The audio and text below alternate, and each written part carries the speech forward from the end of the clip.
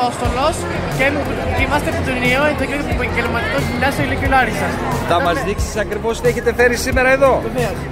Ωραία, αυτό είναι το δοχείο, αυτό είναι μετρητής ποτισματός, το οποίο αν πατήσετε το κουμπί το α, ελέγχει δηλαδή την υγρασία με δύο καρφάκια.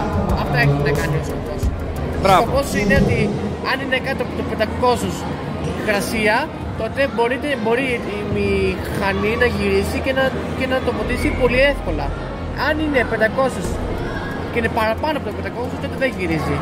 Έχουμε και ένα δεύτερο το πίτρα, το οποίο μου δείχνει την ομπρέλα. Και αυτό μπορεί να ρυθμίσει και αυτό μόνο του. Α, μάλιστα, εκεί. Και να δείτε πώς κινείται το κινητήρας. Πάτε ξανά το β. Πάτε το β. Καταπληκτικό. Σας ευχαριστούμε πολύ.